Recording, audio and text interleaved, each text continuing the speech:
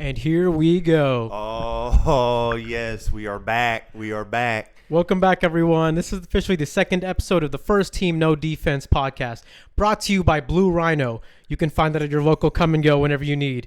If you're having a down day, it will bring you back up.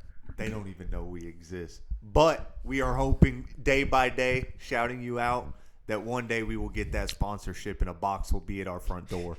It's happening. But in all serious note, thank you guys for coming back. Obviously, we're a Hoops podcast. We're in the off season right now, so there's not a lot of Hoops news going on.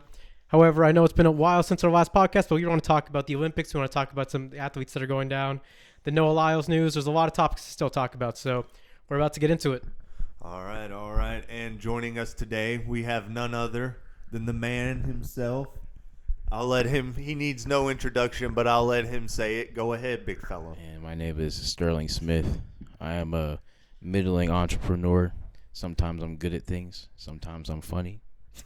That's all I got. Thank you, Sterling. So Sterling will be our first guest of the First Team No Defense podcast. We expect to see him recurring throughout future episodes. But yeah, man, let's go ahead and get into it. Before we get started, I just want to give a quick disclaimer. I know we mentioned at the end of the last episode, Cole was actually in Paris for the Olympics, so he got to see a lot of these events live. We Cole, did. Cole, you want to talk a little bit about just being there and the environment? All right. It's definitely an interesting place. I will say that. They don't get you prepared for it. Like, the movies don't do it justice. You got to be there, bro. I saw some crazy things, but we're gonna fly past that anyway. The hoops was nice. Got to see Giannis do his thing. Nigga's a lot taller than I expected, bro. I was up in the upper decks, and that nigga still looked like a tree, bro. It was ridiculous. I was all the way in the nosebleeds, and I could still see that nigga barely getting off the ground to dunk a basketball. Got to see our boy Giddy hoop. Got to cheer him on. You already know what that's like. Giddy pack. Oh, absolutely. Die-hard Giddy fans. But anyway, got to see Canada. They actually won this game.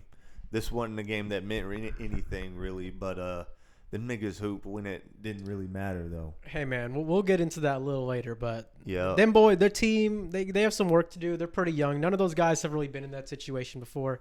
We're not going to act like FIBA World Cup is on par with the Olympics, but that's true. They did all right. They lost to France, so yeah. I mean, we'll get into it. But you got to see Canada play live, man. Any observations from that?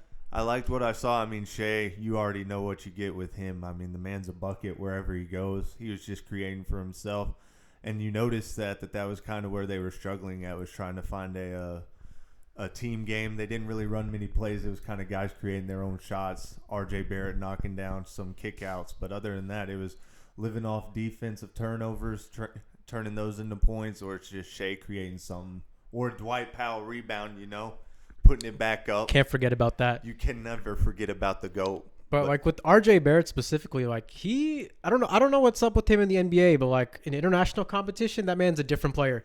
He's aggressive. He gets after it. In the NBA, I don't know. You don't see that player. Yeah, that's what I noticed too. He was creating his own shots, actually attacking the paint, which normally in the league he's settling.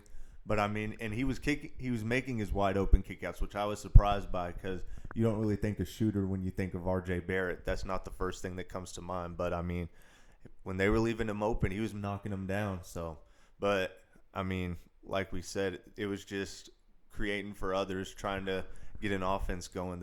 That's where they struggle for Canada, man. For sure, man, for sure. And we'll get into more hoops later. Before we go, we just want to, it was the Olympics. We want to recap, give some special shout outs to some of the athletes out there. First and foremost, in my opinion, one of the GOATs, Katie Ledecky, bro, just dominating everybody in competition. Oh my God. And some of the events, they were just showing second place because she was so far ahead, bro. I was like, this is ridiculous. What, she holds like the top 20 times all time for the 1500? Like, she was just breaking her own records every time she got in the water, it seemed. And then I don't know, it seemed like they were covering second place more than her when she was in the water, bro. Man, it was. It seems like even just like in swimming in general, like, we had the Michael Phelps era, and there hasn't really been a star since then like that. But Ledecky, I think she's just as dominant, if not more. I'm gonna be honest, I didn't get to watch as much swimming as I have in previous Olympics, but hey, man, shout out to her. Yeah, she was cold, bro. Yeah, we're going down the line. Other athletes. Obviously, we got Yusuf Dicek, whatever, the Turkish shooter. Bro, that was so cold when I saw that. I was late to it. I didn't get to catch it live. But, bro, when I saw that video, that was ridiculous. Now I don't. No eyepiece, nothing. Now I don't know too much about shooting. I know Sterling here is practiced some shooting and stuff. So you want to give some context on like how impressive that actually was? And I mean, I wasn't really familiar with like the Olympic competition of that like specifically, but I'm seeing everybody else has like the monocle, and they got like the Spy Kids gadget going on and stuff, and he's out there with regular glasses, man. Like that is very tough, especially at that range. Like, and they're only using like iron sights, which is why they need that monocle on there, and the fact that he's able to do that with some regular prescription glasses with that consistency. Yeah, bro, he's exactly who they say he is. That he needs to be investigated because that might be a skill that he uses in his everyday life. Yeah, and I'm sure we're butchering his name too. But shout out to Yusuf, man. One of the coldest moments of the Olympics, bro. That could be. He'll be remembered That had to forever be. for that. You see that quote afterwards where he's like, "Everyone thought I was calm, but in reality, I had demons inside of me." That makes it even That's better, bro. what That's hey, some man. that's some shit they would say over there, bro. I saw some stuff on Twitter where they're like, "Oh, this makes his aura go down." I'm like, "Nah, that makes it go up." Bro is composed on the outside. You couldn't even tell. Someone might have sent him, bro. We'll never find out though. They ain't gonna disclose that information. Okay. We never gonna see him again, bro. Yep. Shout out to bro. Also shout out to Simone. Shout out to the U.S. gymnastics team. They got the job my done. goodness. There's too many events to cover all of them. We do want to give some special shout outs to the track teams. USA 4x1 women's. Hey, they did their thing. They got the gold. As expected, bro. It came close. Jamaica was actually giving them a run for their money, but when it mattered most, man, the ones who needed to step up did. Was it Jamaica in second place? I don't remember clearly. Do you remember, Sterling? I think it was. I thought it was Great Britain. Was it Great Might have Britain? been Great Britain. I might be thinking of another one. See. Oh man. I think it was that, but hey, bro, real quick, just whoever was the anchor on the Great Britain team, I need her. I need my somebody to goodness. find her. But I'm gonna do that research after this show. Oh my god. My fault. Also, this was the first Olympics we got to see Sha'Carri Richardson for the first time. Yo. Honestly, hell of impressed to think the bounce back from 2016. Sorry, not 2016. It's 2020 now. Yo. Dang, man, time's flying. It is. But we've seen a lot of maturity in her game. She didn't say anything prior. She just showed up, got the job done. Obviously, she got the silver in the individual competition. Hey, man, you can't always win, but I Nope. think she did a hell of a job. Great performance overall. Another one of the coldest moments in the Olympics. So shout out to her. Always delivering, bro. Even if she doesn't get the gold, at least she medaled, bro. That helps us in some way. So She's still young, man. Oh, She'll be absolutely. She has she'll be time to one do or two this. more. You'll notice like some of those track runners, like they stay for a long time. Like a lot of those old legends aren't there anymore. So it's the next age of American track runners. Same thing for other countries. Seems like Jamaicans in general, like their momentum's not there. Like I think they held it down for the last 20 years of track, and now yeah. you're seeing the other countries come up. USA has always been around, but like Great Britain was been big surprise. Some of the other Caribbean islands are now coming up. Yeah. It's it, man. It's the world game. I like that the Competition's coming. stage is evening out a little bit. You're seeing countries we didn't really even know compete in these certain sports. They're stepping up now onto the main stage. So it's actually nice to see everything kind of even out, and we're getting a surprise every now and again. That makes it more interesting for sure. Yeah, I think even like the 400-meter final for women's, it was a Dominican girl who won, and she cooked. Like it wasn't even close. Now I'll let Sterling speak to this because he actually ran the 400-meter and competed at the state level in high school, so he can probably give more context to those times. Man, I was watching that race and I was like, all of them would have beat me. Every single one of them would have beat me. The fastest I ever ran was 50.93. I probably could have gotten faster than that if I had tried to like run in college and stuff, all that. But that was a whole different story. I'm not gonna be like one of those people that's like, oh, what happened was with my knee. If it wasn't for my knee, I would have went pro. No, but those are some very impressive times because There's like a part of you wanting to be like, no, I could definitely beat them, wasn't there? There was a part of you saying, I could definitely beat them. I'm watching that race and I'm like, bro, they got it, bro. it. Go, I mean, like track isn't one of those sports where like with Yeah. basketball, you like, yeah, I could hoop with him. That's But the thing facts. is like it's all time based, so like you can't really say I could beat him, and then we look at your PR and it's 2 seconds The slower than numbers don't his. lie. Like you, Yeah, I mean, it ain't is. no redo gonna do it It's justice, like there's nothing in your career that suggests you could beat him. So That's like, fair. yeah, I watched that and I was like, man, they all would have cooked me, bro. Like they would have did me in.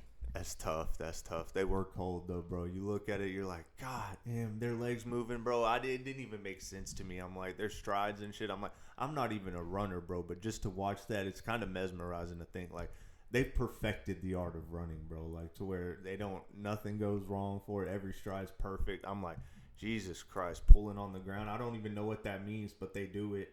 I heard someone say it, so it has to mean something. Man, it actually gets real strategic, and that's how you really shave a lot of time off. Is they'll have a strategy for you. Like whenever I started like looking up like interviews of Michael Johnson, how he talked about how he was going to run the 400 and how this is how you do the first 100 or the first 50. Really, this is how you do the first 50. This is how you do the next 150. Like this is how you do the next 100. This is how you do the last 100. Once I started applying that and figuring out what my strategy was, that's when my times really started to come down. But and then at that level, I can only imagine what kind of strategy they would talk about with the coaches and stuff. Like, oh my goodness, the repetition you've had, bro, the time you've put in, I can't. And you can tell when they're implementing those strategies too, because they'll slowly pace themselves, and then it just gradually increases, bro. And it's insane. You see the last stretch of it, and you're like, holy crap.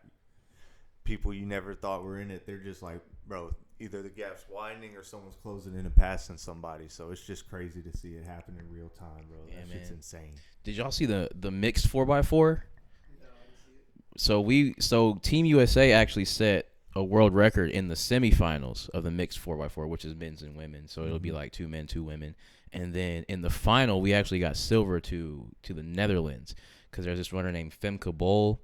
This female runner, bro, she cooked us, bro. She got the baton, and she was in whatever position she was in, and she just ran our anchor down. That's and tough, I almost ruined my day, bro. I almost ruined my just day. To watch that happen, bro.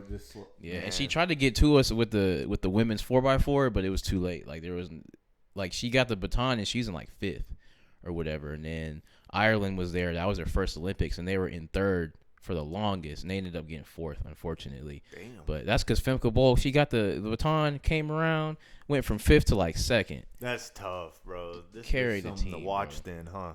Yeah, but our 4x4 was crazy because Sydney McLaughlin was on it too, and then they had her in like 2nd or 3rd. So by the time she got done, the race was over, bro.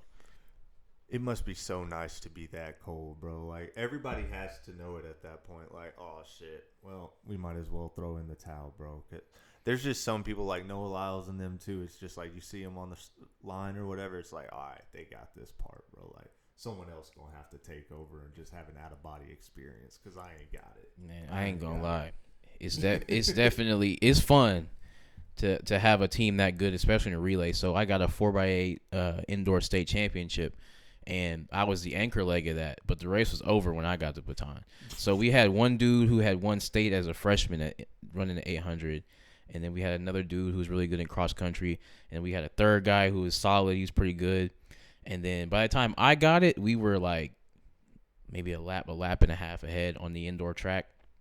So I get it, and I'm chilling, but I was in the best shape of my life at the time, like because I had been training off season, and I've been doing year-round track. So at that point, I had like a great base under me, and that was my first race of the day. Yeah. So I'm going around, and I'm like, well, the race is over. We already won state. All I got to do is not drop the baton and finish the race and not let anybody beat me. Easier said than done. No, it was easy. It was easy said and done. Because the dude did catch me, but it took everything he had, and we had a lap left. And I said, you knew by then. I said, he think he got something. So they ring the bell when there's one lap left. As soon as they did that, I just went into a dead sprint for the last 200. Knew he couldn't keep cooked him, bro. Because because that was everything he had. Like he couldn't have done anything with it. So I came across there, bro. It was so easy, and it was a great moment. But the fact that there was like no struggle in it for me kind of like dampened it. I was like, damn, I'm a state champion. But like never expected that moment to come that way. Well, I mean, a little bit of background. We don't really have time for the whole story. But basically, I got pulled out of class and asked if I wanted to be on that 4x8. And I was like, that's cold. I was like, yes, because I knew we were gonna win.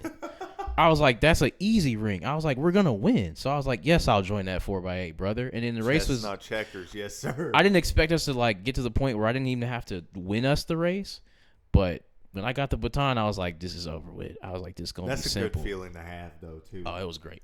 It was great. All right. What we got next, big fella? All right, guys, let's keep the show moving on. Obviously, there's a lot more athletes we can shout out. We'll go kind of speed run through a few more. Sydney McLaughlin breaking, I believe, it was her own world record. I think Sterling was mentioning to us earlier, there might be changing the rule and increasing the height of the hurdles because she's so dominant. Hey, man, shout out to her. USA kind of sweeping the way through hurdles. As well, Grant Holloway winning again at the 110-meter hurdle. And then I believe USA won the 400 as well. Yeah, man. So shout out to them, man. Hurdles really doing their thing.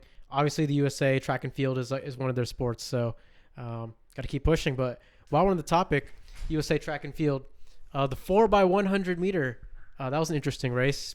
Actually, let me backtrack real quick. Before we go in the individual events, Noah Lyles got that gold in the 100. I think the reception from the NBA community was something that was pretty interesting in general. But before we go into like talking strictly about Noah Lyles, like shout out to him. It's the first USA gold in the 100-meter race in 20 years. Yeah, like the Jamaicans been dominating that sport. Obviously, the years of Bolt. We have probably had the best USA track runners during that era who just couldn't compete with the Johan Blakes and the Usain Bolts. That's but tough. Hey man, shout out to Noah Lyles. Obviously, the 200, that whole thing with him having COVID. I know there's a lot of discourse on Twitter about is it actually COVID or not. My personal opinion, I believe he was sick because yeah, bro, you're not just gonna call something out in the Olympics, bro. That's not the time to do it. I think people say, oh, it's a built-in excuse, but at the same time, it's like I don't think you're just skipping the 4x100.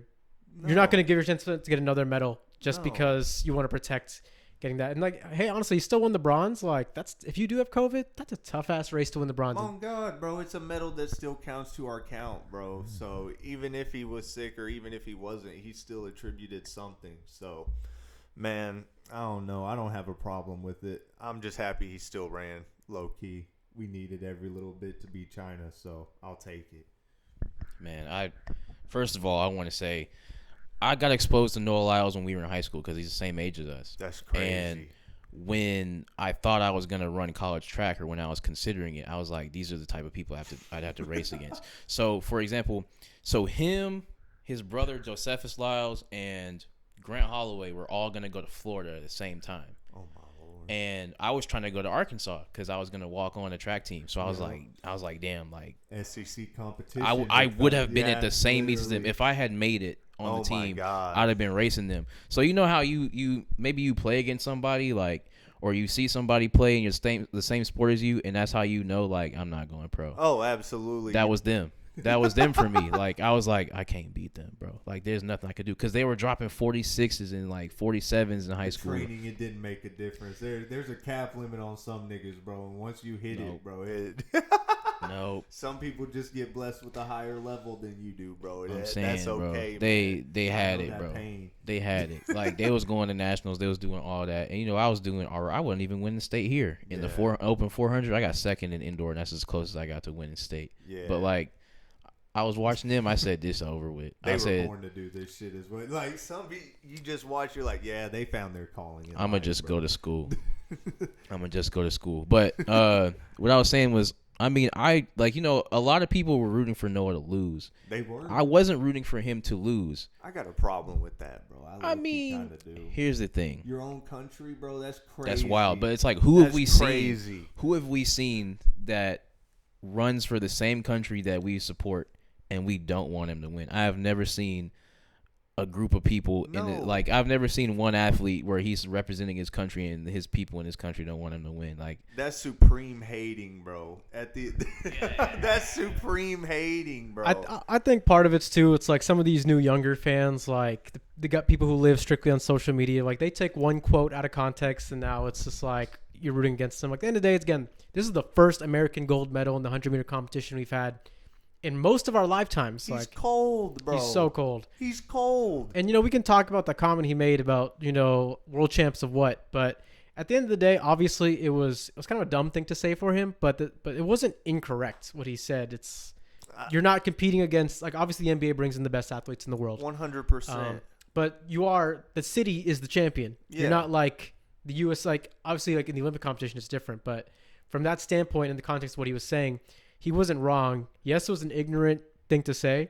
Yeah. But just how mad people got him, like who cares, man? Who cares? It wasn't that serious, bro. You're still a champion. Deep. It doesn't change that. You could be world champion, country. It doesn't make a difference, bro. And then because of that, people were hating. People were, I think, even excited that I don't even think people knew that he wasn't in the 4x100. Like a lot of people, let's be honest, didn't watch the race. I think it's hard. Most of us have jobs. You can't always watch them during the day. Time difference. I didn't get a chance to watch it as well. But even in the 4x100, his presence was probably missed because I don't know who the sub was who took his spot in that race. But it was clearly that group didn't practice well together because it wasn't just the one handoff that they botched. Every handoff looked pretty bad. USA getting DQ'd in that race is honestly, it's kind of a shame to the country because that is the race that's just be a guaranteed gold. Yeah, that was the one we were all looking towards as like, all right, we got this, bro. Lineup stacked, bro. There's no way we can fuck this up. But shout out to Canada. Them boys got it done. Oh my Andre God. DeGrasse, he's been racing for a long time. He's not that old, but he's been in the 100 for a long time. He finally got his gold medal in the Olympics, so shout out to him. Disgusting. He's one of the guys who, he had to go up against the Gatlins, the Usain Bolts, the Johan Blakes, so he's been in this for a while. And he's been good for a while. It's just when you're up against like the best of all time, your name kind of gets hid in the shadows. But he got his gold medal. Shout out to him. But that USA botched handoff, man, that's a complete lack of discipline. I don't know, man. There's no real, and like that's been a problem for the USA in a long time. Like before I even watched the race, I found out like we could see the results of who won, and then even like my dad mentioned, he's like, oh, they probably messed up the handoff. The USA always does that. Little do you know, we watched the replay. Every time, bro. Complete botched handoff. Yeah, apparently, well, we do have a history of messing up a lot of handoffs. Like, really? There's been a lot of times where we drop the baton or not be able to hand it off correctly, or if you do it wrong, you can lose a lot of time. And in the 4x1, like this mistake can take you out of the whole race. Like you can Just be one done. mistake. You can be done. But here's the thing, like the problem with this one in particular is I don't think we've ever had a team with as high a standing individually as this team in a while, because it used to be the Jamaicans would get the majority of the sprint medals. And then we would have, the second, third best guys or whatever. But this year, I mean, we had Fred Curley on the team. He medaled. We had Kenny Benarek. He almost medaled. And then Noah Lyles would have been on the team. But I mean, we also had Christian Coleman on that 4x1, and Christian Coleman used to be able to do battle with like Justin Gatlin when he was getting ready to be done, and Usain Bolt and all them. So Christian Coleman has a lot of experience, and he ran a perfect leg. He ran the first leg. Yeah. He ran a perfect leg. He had them where they needed to be, but I think it was Benarek. He started way too early. Yeah. So here's the thing, like, I don't want to take too much time, but I've done 4x1s before. I'm not as good as them. Don't hear me say all that. Like, I've never done it. I've never ran for anything crazy with that. Like, 4x1 wasn't like my primary event, but I've done a lot of 4x1s before, and we have never ever botched a handoff like that. And the reason for that is, first of all, you're supposed to practice that several times. And we were practicing for like meets that didn't even matter. Like, we weren't even doing. I was never on like a state 4x1. So even then, you got a piece of tape that's on the track, and then that's for both of you to know. Whenever he hits that piece of tape, that's when you start running.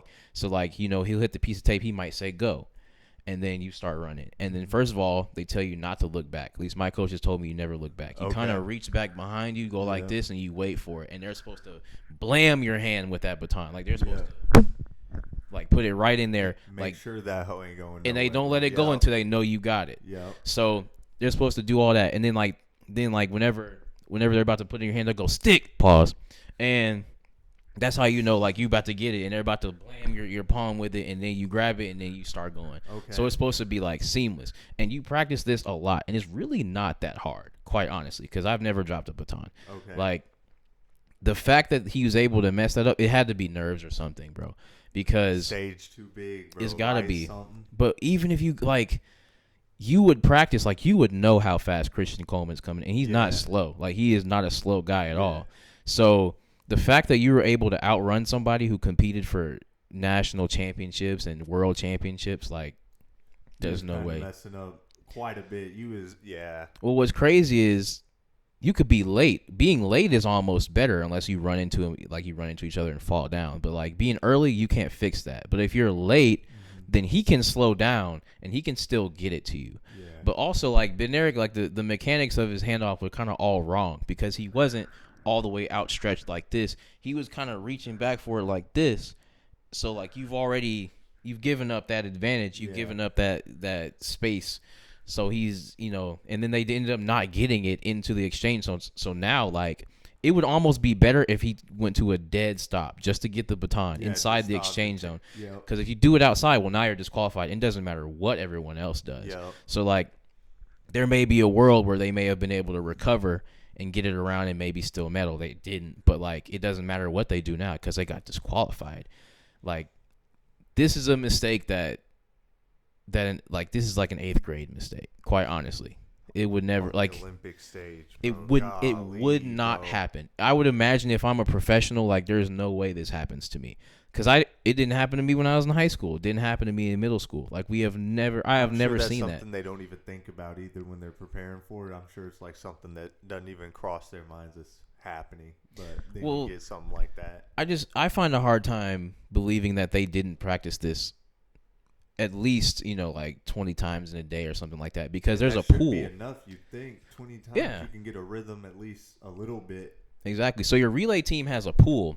That's how like the teams are selected. So whoever doesn't win the 100, it may be the 3 guys. It may be the 3 guys who medaled first, second, and third in the U.S. championships, and then it'll be like the 3 or 4 guys that that made the final or whatever, and they'll choose who they want to run the relay based on that. Okay. But the other thing is, Bednarik and Christian Coleman were always going to be on the team.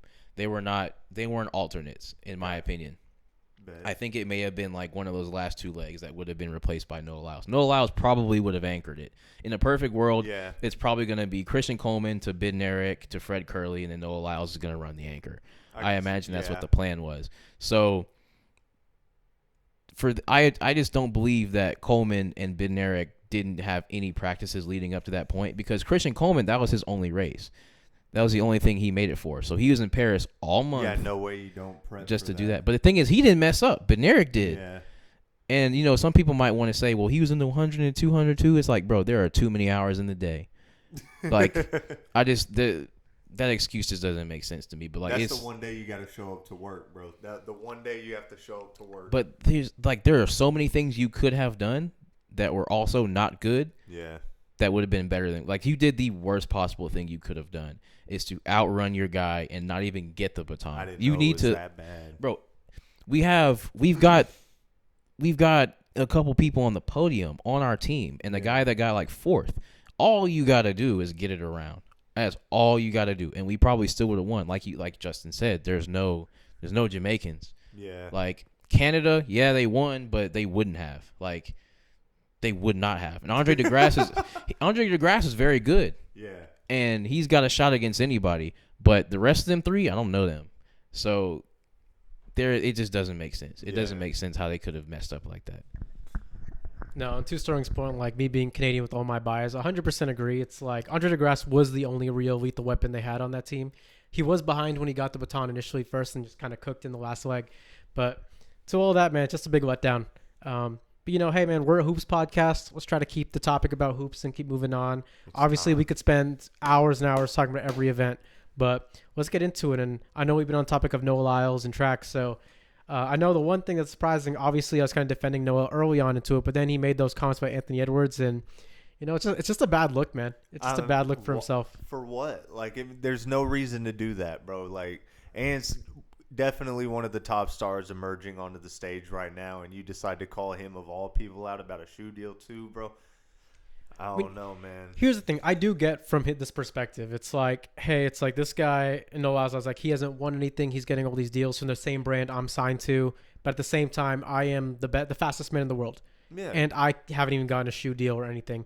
So I think more so than anything, it's just kind of pettiness. So, you just got to be a little more mature than that if you're Noah Lyles. But I get the frustration. I'm sure if you just kept it to himself, I think, it wouldn't be as much backlash. But I do get the frustration. But come on, man.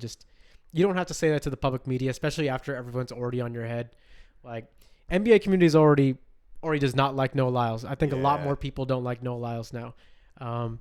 But again, you can't take away from him that gold medal. You can't take away that he's the fastest in the world.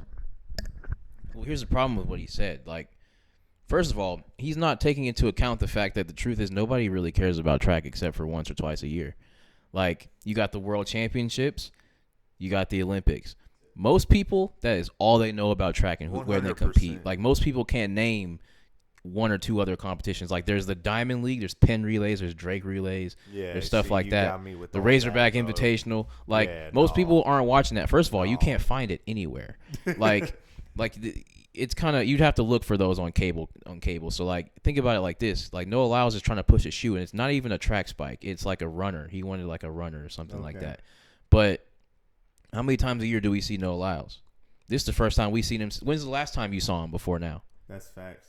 And if they didn't have his name in a commercial or something, how many people would know him? Exactly. If it was just in passing. Like, Bolt changed the way people talked about track and field. 100%. Like, nobody's recapturing that. Like, he was a celebrity. He wasn't just an athlete. All these other guys are just athletes. Like Noah Lyles is good, but a lot of people did not know who he was until he said those things about the NBA and the World Championship. First of all, I've never seen anybody refer to an NBA champion as the World Champion. I've never heard anybody say that's that. new to me. But, like,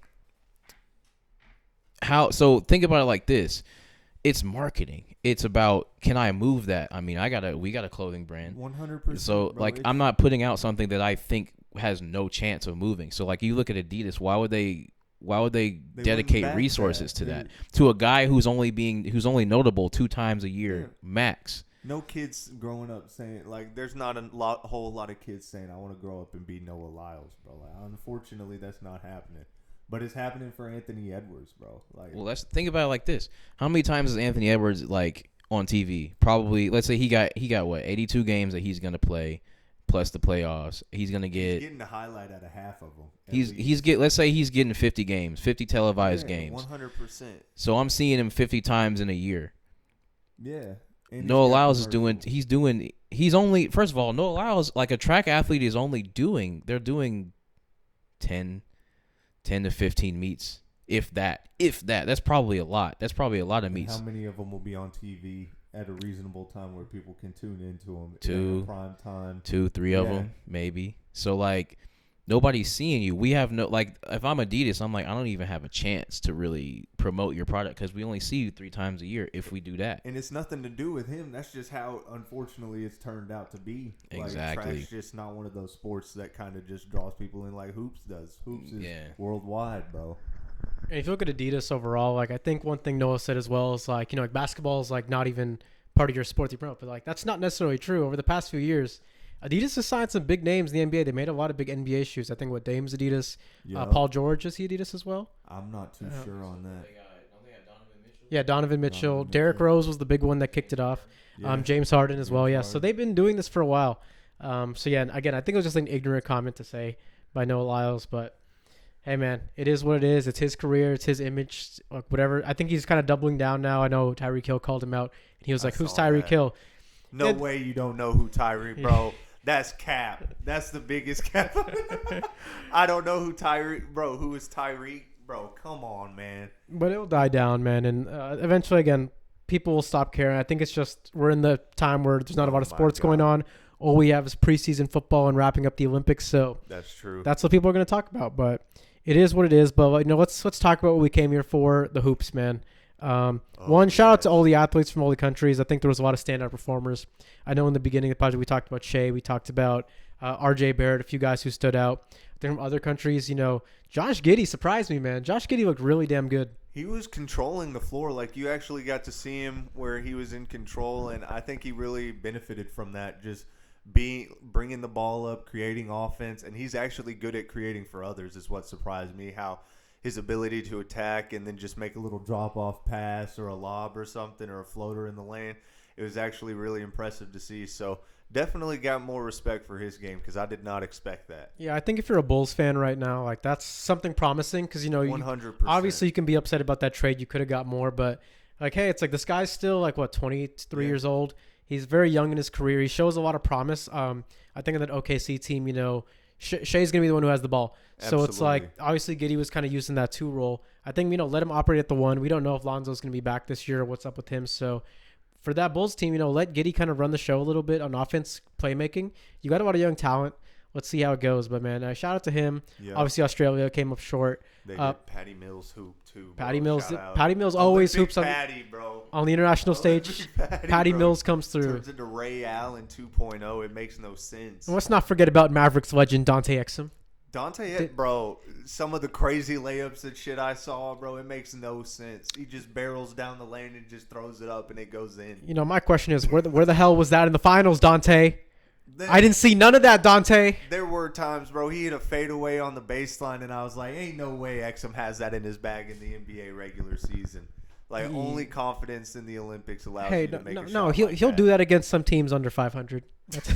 In the regular season. Playoffs, season no only. way, no way. No shot in the playoffs. But yeah, man, other teams like I think obviously the France team. Shout out to Yabusele, man. That man hooped all tournament. You know, he was a former NBA draft pick. Boston, probably the best player who played for the Boston Celtics who was in the Olympics this year. Yeah, if I do say so myself, second being former Celtics legend Dwight Powell. Oh, never mind. Yeah, let's talk about that. Is Dwight Powell a man let down by a nation? Highest field goal percentage in Olympics history. Say that one more time. One more time. I said the highest field goal percentage in the Olympics history. Is there a better Olympian out there right now than Dwight Powell? I mean, the numbers don't lie. There just isn't. I mean, the plus minus has to be through the roof. You know, the country, like, I love my country of Canada, but man, we let him down, like, truly. I saw a few offensive boards that they just couldn't convert on, but, you know. Turned into wasted possessions. The constant motion offense, he held. What could Embiid do on Dwight Powell? I didn't see him do it. I saw him getting removed from the game. Nothing. He got removed from the game, bro. He played and beat out the game. No, Jokic didn't do that. I didn't watch the game, but I think Vic probably struggled a little against him too. You know, that's just the reality. I can't tell you that. It's just Powell's world, and we're living in it. But it's you know, the presence, bro. It's the presence, the physicality. They're not familiar with that. The athleticism. They underestimate him. Mm-hmm. Every time, everyone says, "Oh, it's just Dwight Powell down there." Just Dwight Powell. Just Dwight Powell. Find out. Like Clark Kent and Superman. Mm-hmm. They try to say Dwight's going to follow the Mavs rotation this year. I think he should be back. I mean, Derek Lively, sit down. Obviously, something didn't work last year. Implement him into the offense, and if you make it, don't be surprised when this turns into a I'm making the call now. If they play Dwight Powell, real minutes in the playoffs, the Mavericks will win the finals, bro. Jason Kidd, please don't listen to this. I don't. I believe. I don't mean any of this. Dwight Powell, I believe you. Jason Kidd, take this advice. Don't take this advice, please. He's a hooper. I know you saw the tape this summer. That's all you need to see. But yeah, going on. I think obviously Vic. We got to talk about Vic, man. Oh my goodness. Is he the best prospect in history? He's got to be up there. I mean, I think he is. Like, who else? Even Braun wasn't doing this at like this, bro. This is ridiculous. He's unbelievable, man. There's just nothing you can take away from what we've seen of him. First, he's just not scared, man. Like, no, he truly, I think he has the mindset to truly be a pure 5 and just has all these other abilities. Like, we know he has a shot. He's not just like going for that shot. He wants to like get in the paint. He wants to get dirty. He's going for the boards. He's going for the blocks. And that mindset, man, like, you can be very dangerous. Like, he wants to play like Shaq, but he has all these abilities of a stretch 4 as well. And you see him finish through contact a couple of times on some plays, and I was very surprised by that. And, I mean, I love to see the passion that he plays with too, bro. I love it. At such a young age for him to be almost a vocal leader on that team and them all kind of gathering around him and looking to him, it was very nice to see, bro. And I'm actually scared for 2028, bro. Oh, yeah, man. That's oof. Well, you see, Gobert fell out of the rotation, man. Like, those last couple of games he did. That's kind of like, to Draymond's point. He's like, if you're outside the USA and you fall out of the starting 5, like, that's a bad look. And he's not wrong. And obviously, when you have two centers, like, you can't play them both at the same time. But I barely saw Gobert out there at all. I mean, they'd start him, but then they'd take him right out. It feels like they just started him to say he started. And yeah. And then him and the coach coming up with conflicting stories on why he wasn't playing and stuff, that made it look even worse. So yeah, man, that, like, to your point with 2028, like, we had 3 guys in the top 10 picks coming from France. Like, top 2 picks are both French. Like, yeah, it's gonna be a dangerous team coming up, man. 100%. Obviously, the game of the tournament, USA versus Serbia. Oh my God, the gold medal match before. I mean, that was. We can talk about any other game. I was scared, bro. I was scared. I'm gonna just say it. Is that one of the best basketball games like in history?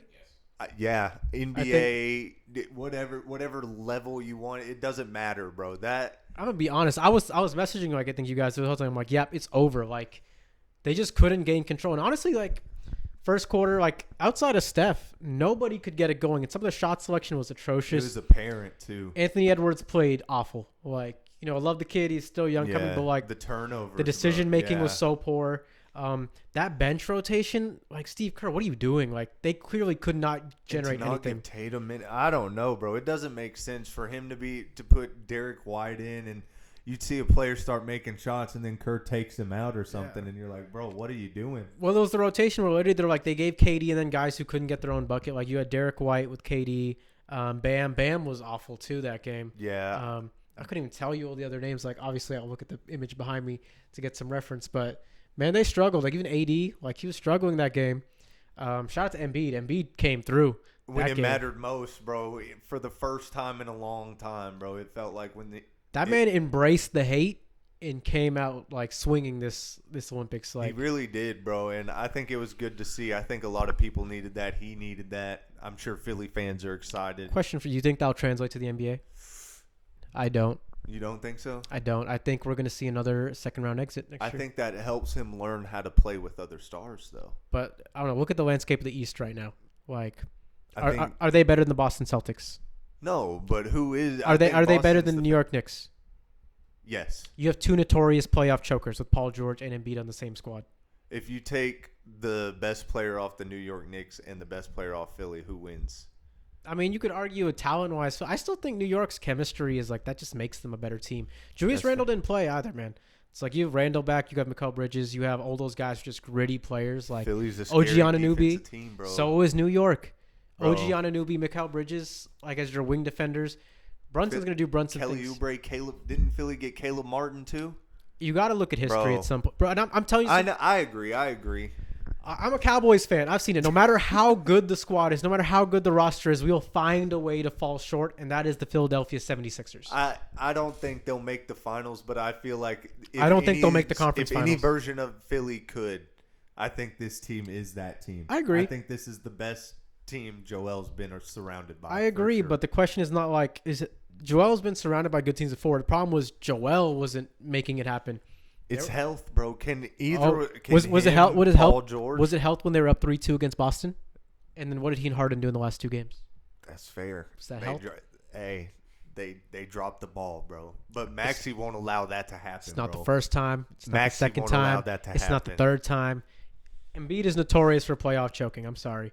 Obviously, he's been getting better, but I don't know. I'll believe it when I see it with him. Like the Olympics isn't telling me this because I think everyone's level of play is going to raise when you play with better players. 100%. But it's also difficult to do. That's a hard thing to do. You're getting less touches. The sets aren't ran for you. Like, you can't tell me they were running sets for him. I think he was just having to get his own established position or something. But that was about it. You can't deny that Embiid is a phenomenal player and one of the best in the world. I think the thing is, like, in this game, it's like, yes, they needed him, but like in his mind, like he wasn't the first, second, or third option. Oh yeah, 100%. So that takes the pressure off a little bit. And, I think the narrative too, it's going against Jokic. Like he came to hoop and he performed. Jokic still hoop, bro. Jokic, bro. Nikola Jokic, God. Is he the best player in the world? I think we have to say he is, bro. Like I really feel like, bro, to bring Serbia that close to doing it, bro. Like he was doing everything. Like, he's so much different than Embiid. His ability to pass just makes him a different level of a threat, bro. Let's backtrack insane. 4 years ago, too, and remember another player who took his country to the semifinal and lost.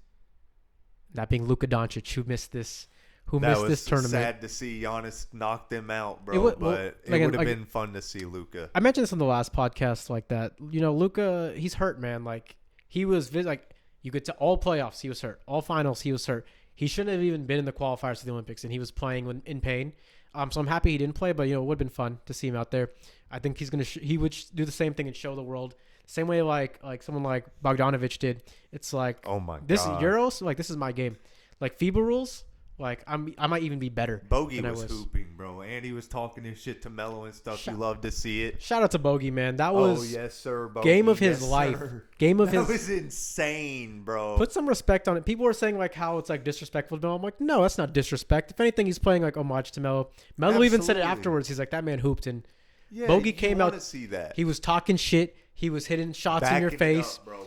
And, like, he was not scared of the contact. He was not scared of the moment. He said, LeBron's on me. I'm taking it to the cup. Yep. And Embiid's down there. I'm taking it to the cup. Drew's on me. I'm going to shoot it in his face. And he did it over and over and over again. You can say what we want about Jokic. Without Bogey, They're not up 16 in that game. Absolutely not. When they needed a bucket, he'd create something. He'd attack, get fouled, go to the line, stop a run, give him some time to cool down and everything. And, man, I didn't know he had that in his bag, bro. When you thought he'd miss, he just made some ridiculous shot. I always knew he had the ability to explode. He's just like, I didn't think he could do it on this stage, on this team. Like, because I think his situation, even in the NBA, is it's a lot of guys. Like, if you're not in the right system around the right players or even coaches who know you to your playing style, you'll never look as good. That's why a lot of these guys just play better on the international stage. We just talked about Josh Giddey. I think Bogey's a prime example, man. Like, get this man out of Atlanta. They're ruining Get him out bro. of Atlanta. We know you're miserable, Bogey. You can come to Golden State, bro. Please. I think Golden State's a great fit. I've been wanting him in Dallas for a long time, man. If you put him with Luka Doncic, though. I know. Got Clay, probably bro. put him with Luka Doncic, man. Like, that's true. We're getting the best out of Bogey. Luka would definitely unlock him for sure. Pause. But yeah, man, that game, like, when you look to, we talked. Don't do that, bro. Hey, yeah. What does that mean? fellas, let's not lose our decorum over here. All right. But to that point, when you look at that game, we talked about the individual performances. Obviously, Tatum not playing was a shocker to everyone. You can say what you want about Tatum. I think everyone wants to throw their jabs at him with the finals and the playoffs and the fact that he doesn't need to play to win, but he should have played. He should have got some minutes, especially when that second rotation was. But for who? I think, bam, get him out for Derek White. Like, That's you fair. can play a bigger I don't lineup. know why Derek White KD played. was not playing. The first 3 quarters, KD was awful. I don't think he made a shot. I think his only shot was the last bucket of the third quarter. Made one before. But he started awful. Anthony Edwards could not cook. Like, Anthony, and that happened multiple games too. You'd see him just some careless turnover or something, just pass it to the other team. It was very confusing to see, but I'm gonna have to agree. You got to find minutes for Jason Tatum, bro. He's a first team All NBA, bro. Yeah. You don't what? shout out to Devin Booker too. Like, I think one thing we really saw was his defense, man. Like, that surprised me. I'm like, this man can come out there, be a great perimeter defender. Big shot maker, Still hit. bro. Devin Big Booker's always been a big maker. shot maker, and he's just proven like it doesn't matter the stage. When he'd get about 3 kickouts a game that we needed him to make them, and every time it seemed he made them when we needed him to. Yep. And that's a talent, bro. I mean, that's a hard skill to master, and to take a backseat the way he did and just take that kind of additional role, man, it was big time because we needed that shit, bro. Locking up on D. For sure. I think one thing I observed in that game too is just like, in general, if Anthony Davis is up against a center of a higher caliber than him, he does not look that dominant. Like, obviously we had the Lakers and the Nuggets playoff series, and now we had this where when he went up against Jokic, like, he'll have moments early in the game where he looks really good, and then like he kind of just fades away and disappears near like the crunch time when they need him to. In this game specifically, USA Serbia, like, he made 4 points, 6 points, like. Yeah, he didn't have a lot. Wasn't really making an impact. He's getting bodied on the boards. A lot of it too is like these Serbians are just hustling more in the rebounds. They wanted everyone was crashing, bro. Guards, everybody. You have Embiid, you have LeBron James, you have Anthony Davis, you have Kevin Durant, and you're letting like these guards. Bogey get rebound. Like they're honestly, like, you got to have some more pride and hustle. Like, that's part of the reason they went down so much. 100%. If Stephen Curry's not in that game, you're losing that game. I think so. He kept him in. Without Steph, we lose both games. Yeah. Both, like, shout out to Wardell. We can get to France too, bro. We just need to talk about Steph in those last 2 games at this, bro. Well, when you looked at it, it came down. What was that? In both games though, like, the games ended with Steph and LeBron. Like, those two, the ones who made it happen. And I think, like, as NBA fans watching the last decade, like, it's something that's fun to see, man. I know being on the outside, obviously you're a Warriors fan, but for me, it's getting to cheer for Steph. It's fun. That was fun. There's not a more exciting player in the league when they get going than Steph Curry. I have to say it, bro. There's been the Jordans. There's like ever, bro. It has to be ever. Like, when he gets hot, especially to do it on the Olympic stage, bro, with your country needing you, bro. Like, oh my goodness, the shots. Oh, like, they're going into is what makes it that much better. Like that. That's what's so fun cheering for him, man. Man, you're definitely right, because the thing about most of these players is when they get hot, they still do stuff that makes sense. Like, the craziest game that I've seen live would probably be like LeBron James in 2012 when he had the Game 6 against the Celtics. Yeah, that was like but what he was doing is like it wasn't anything outside of like normal. Like they were all pretty much good shots. Like it was all in the flow of offense, and it was like he took over, but he was doing stuff that he normally does. Fact. But when Steph Curry get hot, he starts doing things that everybody else in America will get benched for doing, and it will work. Like, but the thing is, like his general, like I've said this like a few years ago was.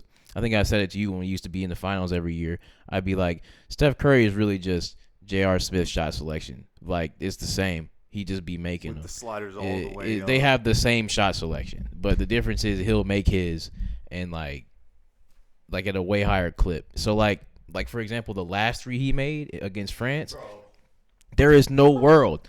Like, I'm not even like a basketball savant or anything like that. But I'm like, there is no world where you have Kevin Durant on the 3 and you got LeBron on the other 3 and then you getting doubled and then you sidestep away from the help and throw it from the hip and make it, and everybody doesn't go like this. Like, you know, any other player in the world, if they about to get ready to shoot that shit, you be like, bro, please, bro, on everything, please. I do want to counter and disagree with one point. I don't think his shot selection is on par with J.R. Smith. I think Steph actually takes great shots, but when he gets in a rhythm, like, you just gotta let that man cook. And, you know, he's not, like, I think you could say that most NBA players and, like, anyone who's hooped before, like, getting hot is a real thing.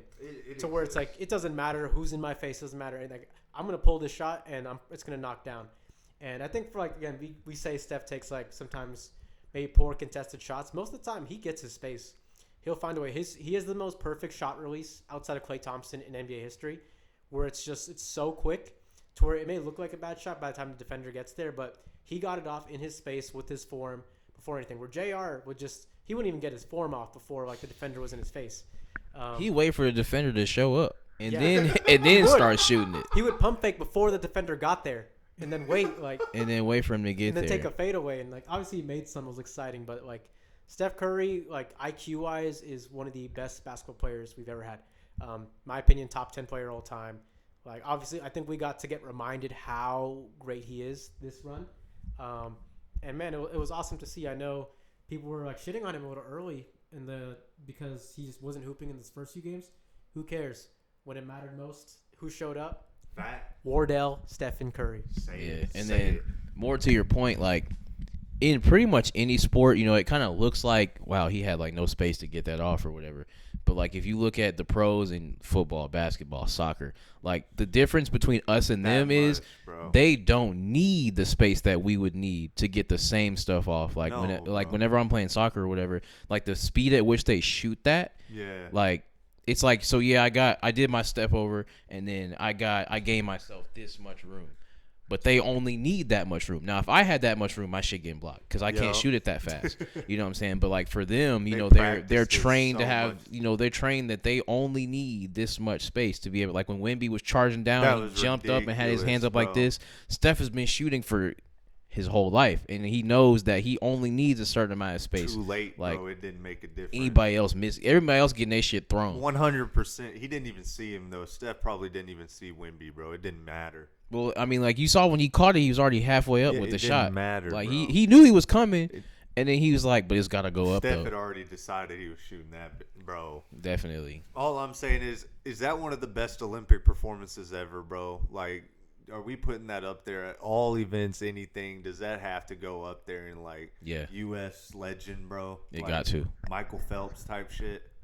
I would say yes and no. I think the one argument against that is just the fact that we're supposed to be winning these games.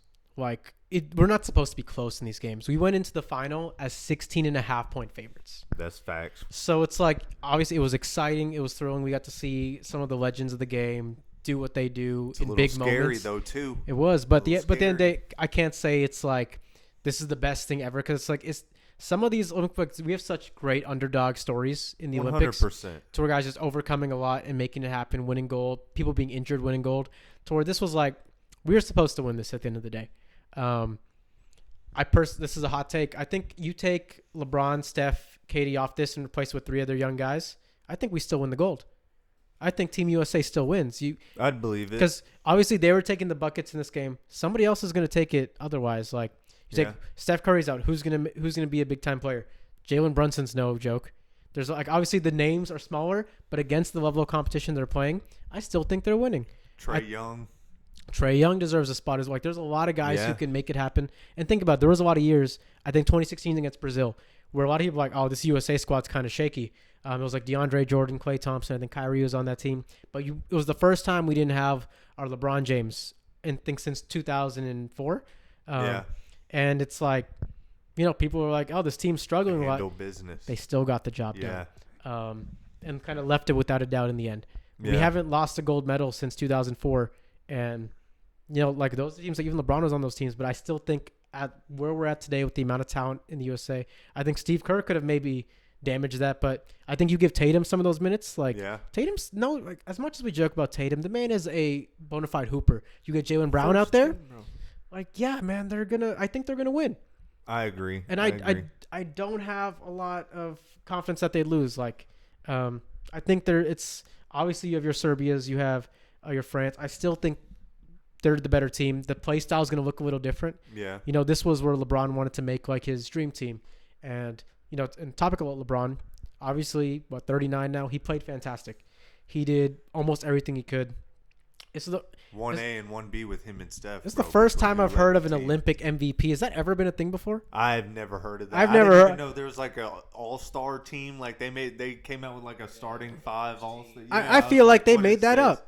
They threw that on us with the swiftness, bro. Like we wouldn't catch that or something. Like they just chucked that in there. They're like, y'all are familiar with this. Like y'all see this in the season. In the past 3 years, I feel like we're just making up accolades. Like obviously, like they're true accolades. But we're just making up things to add to LeBron's resume to put him in the GOAT argument. An in-season tournament, and bro. it's for nothing else than the GOAT argument. Like that is it. It has to be. Like what do we? There's an Emirates Cup now. Is that what it is or something? Emirates, yeah. Oh, it's just It's no, yeah. they came up. It's the same kind of principle. That's not even the point. Like It's 2 different tournaments. I think there's 2 different ones. I think it's the same one. Okay. I think Okay. I might be tripping. Yeah. I might be tripping. I was finna say that's a lot. But to that point, like, do we agree that LeBron should have won the MVP for this? Yes. Yeah. I mean, he did. He was better for longer. I mean, like, yeah, Steph had he just went ballistic the last 2 games, but Braun did it the whole time from like group play into the main play. Like, bro, he hooped the whole time. I have to agree. I think Steph, like the last 2 games are ridiculous, but if you look at, he was averaging single digit points up until those last 2 games, and then LeBron he got a triple double, and like Olympic triple doubles are hard to come by. Most people not even getting them. So like he had the Olympic triple double, and then the whole time he was very consistent. Which I mean, consistency is kind of the mark of his entire career. But like there are definitely games, especially like the exhibitions, they don't win unless LeBron does a lot of the things that he does. South Sudan, bro, he hit the game winner. I think that's fair, but again, like in this case, exhibition games don't count towards the Olympics. We can't use that as a factor. Those other games, like where Steph did bad, what did the USA won by average of like 28 points?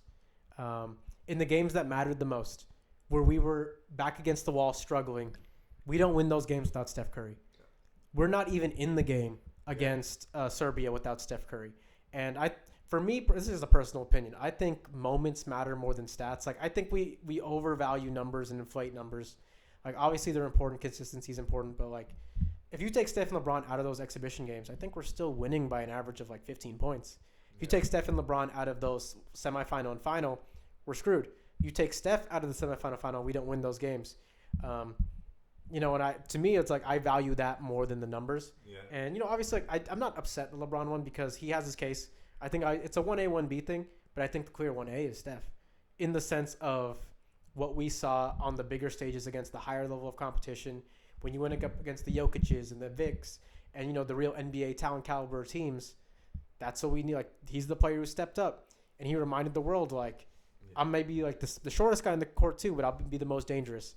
Obviously, again, LeBron made big plays. I'm not taking anything away from them.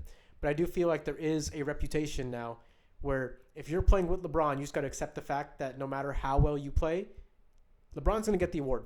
Yeah. It's LeBron. He's going to get the credit. It's his team. And that's for anyone. Doesn't matter how good Anthony Davis plays for the Lakers. It's LeBron's thing. And I think I personally don't like that because I think it overshadows the rest of the players out there. I think it's been a thing throughout his career where you can look at, you know, LeBron's kind of handpicked his teams to where it's like he'll get the credit even though another guy maybe shows up and wins big. Like, again, Kyrie Irving's the one who won the 2016 final. He hit the shot to win.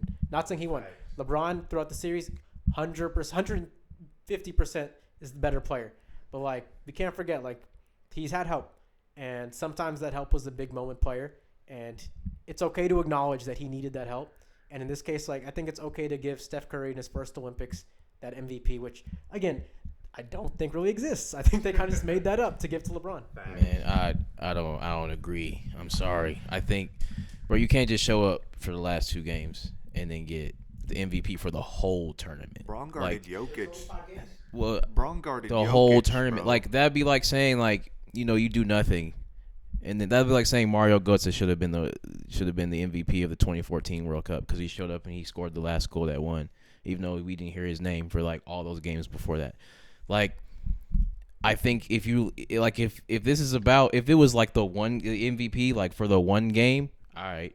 But like if you got to look at the tournament in totality, you can take the exhibitions out. If you take the whole tournament in totality, I don't see how you could give it to somebody else because also LeBron is like, first of all, like kind of to your other point, he ain't never played with nobody that was better than him. There has never been anybody better than him in the league that he's been in the league. So like, I don't like how like you have the Kyrie moment. Absolutely. But that was a 7-game series in which they came back from 3 games to 1.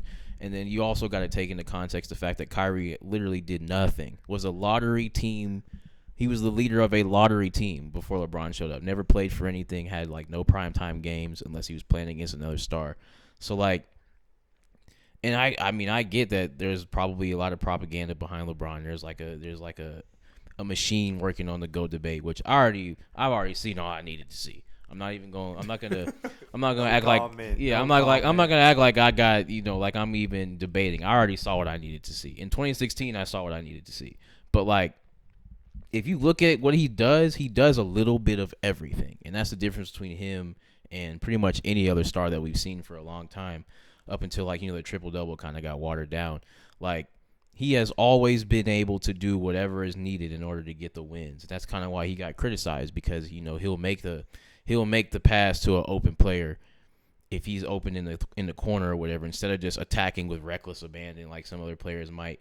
Like, and there's more than one way to skin that cat. Like there's more than one way to win the game. That's facts. But like LeBron, he was the glue for that team. I think I also don't agree that if you take him and Steph off and you put 2 other guys on, that they still win. I think they don't, because also what we haven't talked about is the fact that when people play USA, they do things against us that they have never done and will never do again. Oh, you're like, going all out, bro. Exactly. Like, no, you have nothing to lose. That's literally how they play too, bro. And you can tell. Yeah, like look at the South Sudan game when everybody was worried and stuff. But I'm like, bro, thought we took all their water, bro. That's what I'm saying. Like the things that they were doing in that exhibition game, they never ever did that again against anybody else. They didn't. No, one of them can do that when they were in the league, bro. Wenyen Gabriel, bro. Are you kidding me? That's what I'm saying. Like you're doing, like you got like. It's like like the teams that I used to use against y'all on 2K. None of them ever did that in their life. No, bro, So like when people were like, "Oh, I don't know if we're gonna win this gold because of that game," I'm like, "Bro, they are out of their body." Bogdanovich was out of his body. But again, to my earlier point, the reason they like these, it's not like these guys have been bums in the league.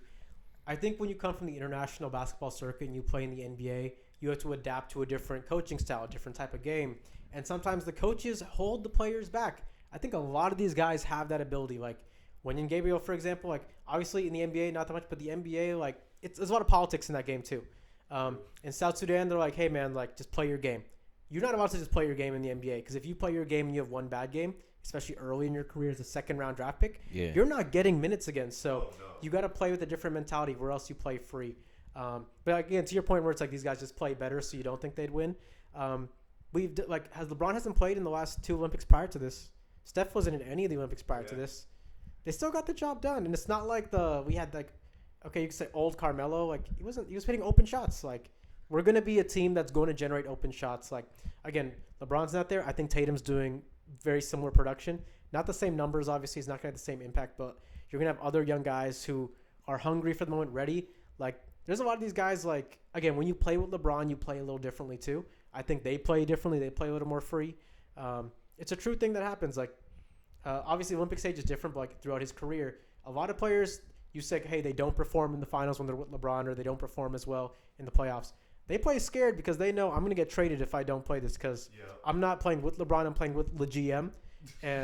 But is that not – how is that different? Like what you just said before was, these guys, if they mess up, then their minutes are basically gone. You kiss those goodbye. So, like, that sounds like that's just the cost of doing business to being an NBA player. Like, if you get into a big game and you don't play well, then it don't matter who the GM is or who you think the GM is or what team you're on, you getting moved. Like Harrison Barnes, for example. LeBron not on Harrison Barnes' team, but what he did in 2016, they said, get him the fuck out of here. They said, we've seen enough. We have seen enough. That's my point, though. So, like,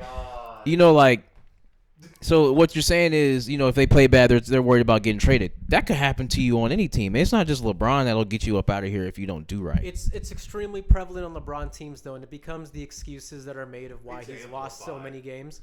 Like, everyone's like, oh, LeBron would have had this many rings if this player, but it's like, it's a consistent pattern where you pick your teammates. Like, he literally has picked all his teammates, and I think now we're venturing off the Olympics and kind of going into like the whole LeBron debate with the GOAT, and like, not taking anything away. LeBron is by far, in my opinion, the second best NBA player to ever exist. When we talk about, I think he's had the best NBA career ever. If you look at a whole career, there's nobody that comes close. But like, the reason I won't put him over MJ is just the success in the big moments in the finals.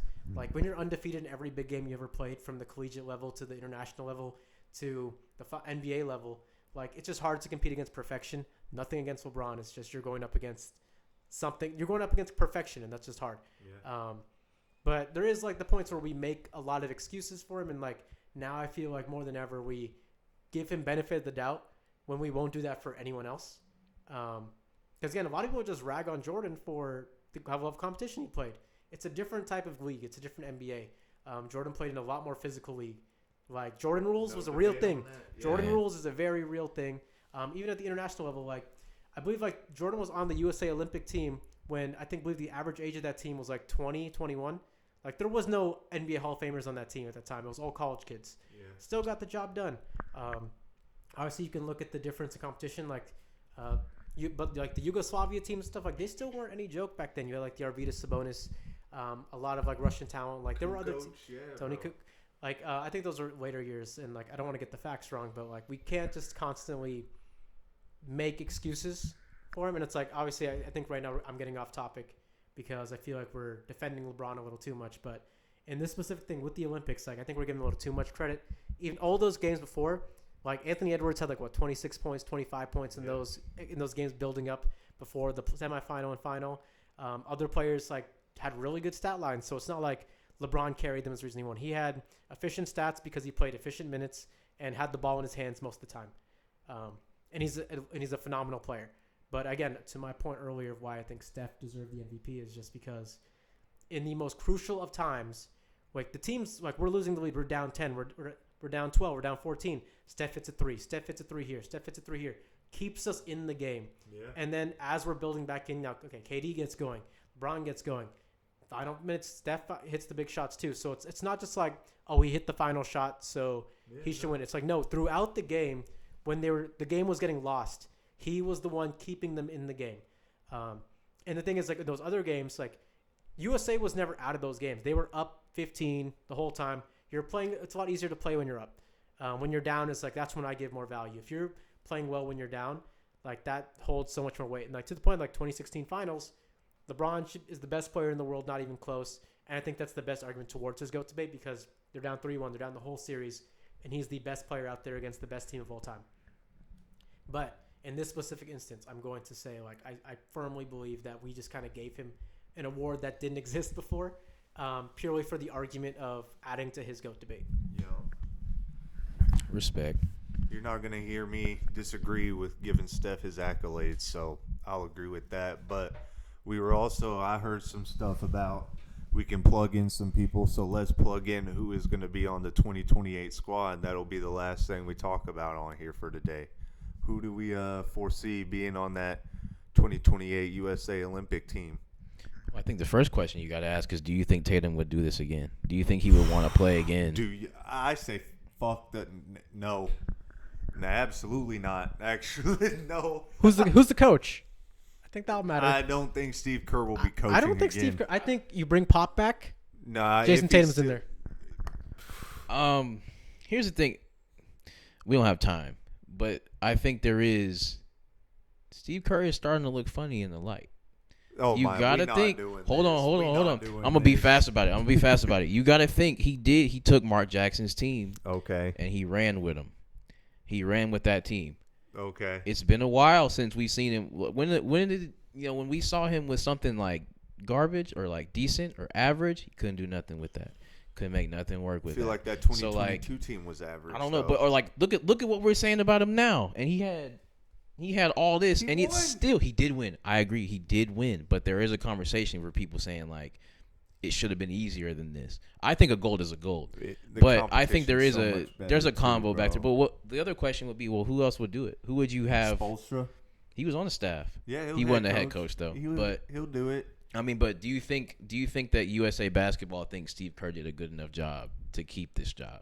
I don't think so. I don't think with the Tatum drama and everything that's been brought on by that he returns as a head coach. I think if there was no social media, people wouldn't say anything. I'd agree. I think he would have his job easily. 100%. I think there was so much dog about like just the Tatum stuff. That's the only thing that's like hurting his case. I but believe again, that'll keep him. I agree. A gold's a gold. There's been a lot of I think like we always look into like what's happening now. In the past years, I think even with the Popovich teams, we're like, this should be the 2016 teams I mentioned. Like, we're still the best team in the world by far. It should have been easier than it was. But, hey, they got it done. Now no one even remembers. No one cares because they won the gold. And that's what they'll look back on. So. The only time they cared was, like, 2004 when they lost. But, like, they got beat, like, very convincingly. It wasn't like it was a close game. Yeah. But again, Cole, I think we're venturing off your point. You were talking about the 2028 team. Yeah, who's on that roster? So Tatum, do we think Tatum will be on there? Maybe we should just assume that he would play if he was. Okay. Jalen Brunson? Do we? That's a guard spot. I mean, he's done it before. He played on the FIBA team, so. I'll tell you who's going to be on there. Say it. Cooper Flagg. 100%, bro. With the hype he's had, and if he just continues to play. I mean, bro, even in the scrimmages, he was hooping, bro. He was hooping. Incredible. I am so excited to see Cooper Flagg in the NBA. We got to wait one more year. Duke next year? That's going to be fun. Good team. That's going to be fun. Team. Does Paolo get this? I think Paolo does. Honestly, I think there's going to be a few guys who we just aren't even mentioning right now who are going to, like, really make some strides. Like, we have a lot of talent in the NBA. And, like, Maxey? Tyrese Maxey 100% will be in discussion. Does Tyrese Halliburton come back? I think so. I think if These are a lot of guard spots. This is only if he elevates his game. But you get like at the Olympic level, like these guys are like some of these are like 6'6" guards stuff. They can play straight. Like you can play positionless basketball, and we've proven that we can do that before. Like I think we're in the league now where we don't necessarily need like a 1 through 5.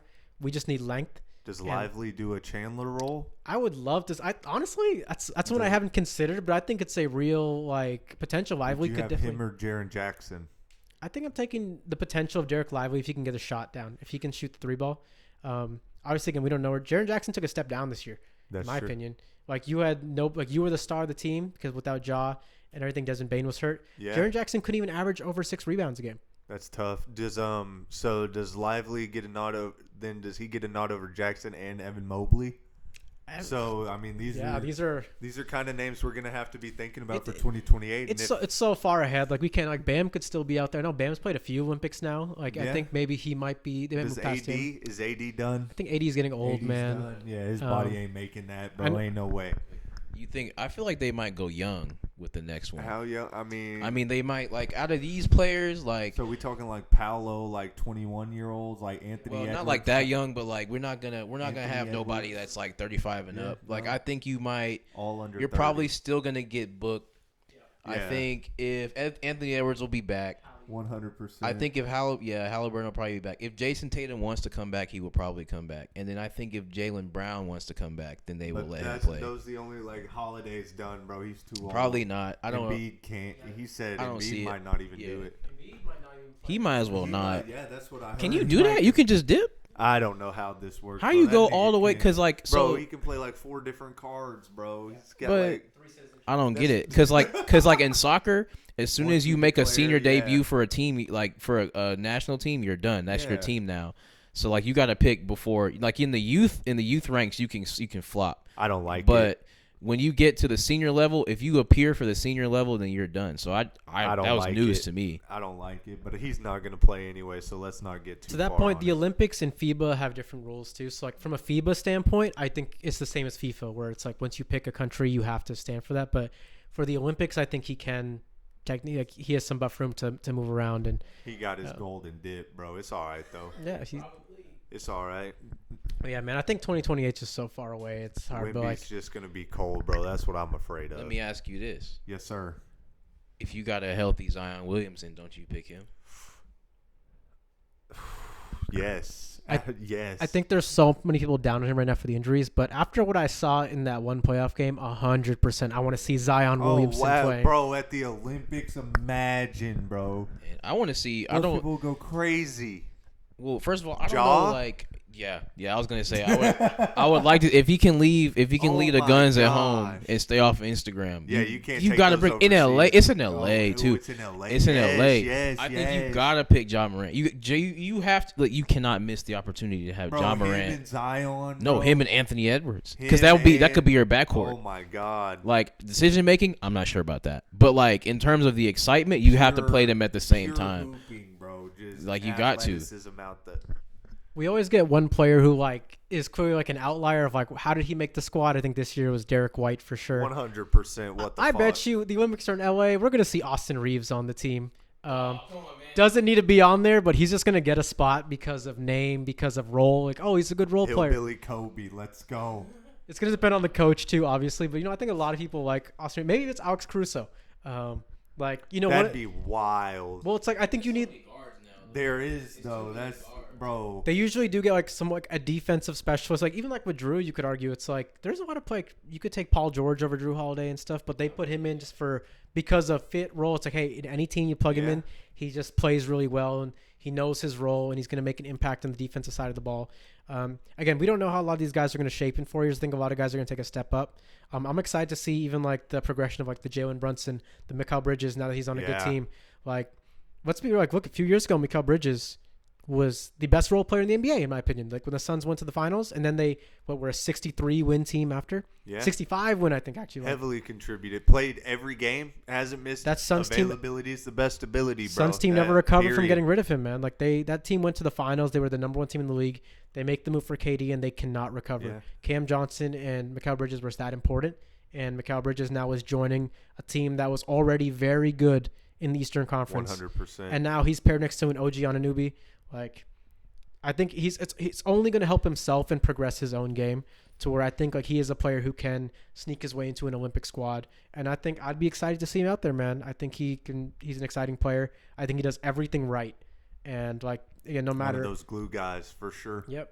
Agreed. Just anytime you need a dog in there, he can hit big shots. He's shown that in big games when they need him to, he can knock down a shot. He's not the guy, but he can be a guy on the court that can do big things for you. So I wouldn't complain about seeing him on Team USA. Yep, absolutely. And I know I think we should be close to wrapping up now. We're hitting time. One final shout out I forgot to mention the Olympics. Shout out to my girl Ray Gunn, our breakdancing Australian queen. Got the job done. Yes. If I got the job done, I mean 1-0. Best moment of the Olympics. I was waiting for you to talk about it. But to that point, let's get breakdancing out of the Olympics, man. It doesn't need to be there. What the bro? When I actually realized someone wasn't pranking me and this wasn't April 1st, bro, I was so confused. Well, bro, what's crazy is like there are a lot of really good breakdancers, bro, in the world. Like the stuff that they were the stuff that they were winning with. It's like I've seen way harder shit than that on Instagram. Oh, 100%, bro. Like when you think of breakdancing, the best out there. When you think of breakdancing, you're like, these is PC breakdancers. Oh, like there's definitely people out there y'all that's did like, not go and look. Y'all no, did not look. You think, or you probably didn't give them like the opportunity, to really go out there and like, and there's also like structure. So like the way certain sports are structured, like for example, like the FIBA 3-on-3. The 3-on-3 tournament for Olympic basketball, like somebody was explaining that the way it's structured and like what you have to do to be qualified to be in the pool, there will never be NBA players in there because most of the qualifying that you have to do is during the NBA season. Your team's not about to let you go out there for however long and do what you need to do to be eligible. So like maybe there's probably like a lot of gatekeeping, I would imagine, because like dancing is very subjective. So like there's probably a lot of people who will just never get to do it. But also, I think there's like some of these new sports and they're trying to like upgrade it and be progressive. It's like, bro, there is some really impressive shit you could do with a skateboard, but I don't know if skateboarding should be an Olympic I sport. played Skate 3, bro, and unless you're not doing whatever goes on in that game, then we can skip that. Hey, shout out to my boy Njaya Houston though, still winning in Nigel skateboarding Houston, for forever, old bro. bro. He's Bro, so cold. He's been doing it for so I remember when he long. was like 10 years old competing at the Roster X kid, Games had and just dreads and cooked stuff, bro. so nasty. Still doing it, and he said he was gonna do the next one too. Which He's so hey, young, man. Fuck it, that- he might as well, bro. All he does is skate and party, man. I I follow him on love it. social media. I love it. He's And got he's the a neck Cali tattoos, kid. everything. Yes, sir. Yeah. He's a fun He's guy. already out there, bro. You gotta do it. You Yeah. gotta do it. But yeah, bro. Yep. One quick mention on the 3-on-3. Why is Haley Van Lith on the TV? Why? We don't need to do this, bro. Just Uh, we don't need to do well, it. I was gonna say it might be for the same reason for like the men's team, but that's clearly not true because Cameron Brink was about to play. But the thing is, bro, Van Lith, I have never seen somebody like lose stock that fast because people thought she was tough, bro. People thought she was tough, and then she went to LSU, and now they're like, this bitch can't not play. She cannot. But Caitlyn did that to her though. But she was also tripping before that. Like she just wasn't doing much, bro. That's the difference between being on a team. You know, like you gotta be careful when you have somebody on like a trash team, and then they put these numbers up because like when they get around the good players, they're not gonna get the touches. Like Kevin Love. When he was in Minnesota by himself and didn't play for anything, he looked great. And then he get next to LeBron and him, and now he third. And he has to share those touches. When he used to get, the offense used to get run through him, the plays. Chris Bosh, when he went to the Heat, he was doing what needed to be done. But people are like, "Where's the Toronto Chris Bosh?" Well, you can't get that because there's only one ball. Yep. So like, I think that part of that was for Van Lith because she had the green light from wherever she came from. And then she come in LSU and it's like, nah, we got all these players that kind of do some of the same stuff as you, and she just couldn't get it together. And then when we found out she couldn't guard Caitlyn, it's just like, this does not look good. And then she got in a 3-on-3, and them hoes cooked her too, and we don't even know who they are. It's like, done, bro. It's over with. Done. And 3-on-3 is like, that's a lot of ISO ball too. So you really got a chance to like just kind of showboat a little bit. And God, she's comp a lot. It's got to be easier, bro. I know it's the Olympics and stuff, but come on, bro. I mean, you got a whole half court to play with and shit, and you can't get buckets. Yeah, then against no names, bro. Jimmer reminded us why he ended up in Shanghai. That was the most hilarious sighting of the. Why is Jimmer in the Olympics? I'm tired of this, bro. It was cool for the month that it was cool for, bro, but we're over it. I have a proposal. I think what we should do as a country is for the 3-on-3 in the Olympics, we should get the top 3 high school prospects and let them play. And I think they're winning. You got Cooper Flagg today playing. God. Oh, we're getting a show too. And then you put on a national display of the young talent coming in. I think these niggas know it's great marketing. It's good for the NBA. It's good for basketball as a whole. Yeah. And again, I think it's just it makes that event more fun too. Because no one cares about Jimmer in 2024. I'm sorry, we don't, bro. That name's dead. Last thing before we cap it off, going back to the women's 3-on-3. I think one of the girls she plays for the LA Sparks. It's like Hambry or something. Have you heard the Becky Hammond thing? I'm not. Oh my gosh. So it was like Becky Hammond, basically like there's like these, it got revealed like leaked of all these messages she sent where she was like blaming her for getting pregnant during the season and stuff. And like it was all this controversy. I say we go in more detail in the next episode when we have more context, but it's some wild stuff. I think it's worth looking into. But yeah, Becky Hammond's going to be going. Sounds like it looked bad. Can only happen in the WNBA. 100%. 100%. But thank you, everyone, for tuning into the second episode of the First Team No Defense podcast. We're going to keep it going. We'll go start picking up momentum as we continue on. We did have a big break between the first and second episode. We'll try to be more consistent going forward. But thank you guys again for the support. I believe we're at a total of 5 subscribers now. So look at us. We're moving. Shout out. Keep it growing. Hold on. Show your grandma. Before I end, I got to give one special shout out to one of our subscribers. Show your creepy neighbors. Show your creepy neighbors. Show the guy at the end of the block. Show the dude that hangs out beside the dumpster in the back behind your apartment complex. Give him some love. Always. We didn't even talk about the U.S. women winning the basketball gold medal. Oh my God. Asia. That's okay. That's wild. Yo! That's wild. Point is, they did a great job, but there was no way anybody could have beat them. Like all their games are like a 20-point margin. Playing, like, bro, it looked like some Goliaths playing some Smurfs. Every time Griner got the ball, they couldn't do. Bro, it was so disrespectful. Just even watching that shit made me feel. It was a foregone conclusion, which is why we really didn't have to talk about it. And nobody can beat him except for the WNBA All-Stars. Shout out to Caitlin and Angel for beating them. They could have had DeMarcus Cousins out there. And what's her name from the Dallas Stars? Arike. I can't say her last name, but hey, nobody in the world could beat that team. But these girls who couldn't make the roster did. So yeah, y'all niggas. USA cold. basketball, get the right talent and get the right talent in there. Arike deserved a spot more than anyone on that squad. But yeah, I think we're gonna wrap it up. One last shout out to one of our subscribers, Moisturized Kev. Moisturized Kev. We appreciate We love you, Kev. We appreciate you, man. Thank you, sir. Yes, sir. Well, thank you, everyone. All right. Tune in next week. Catch you. Yes.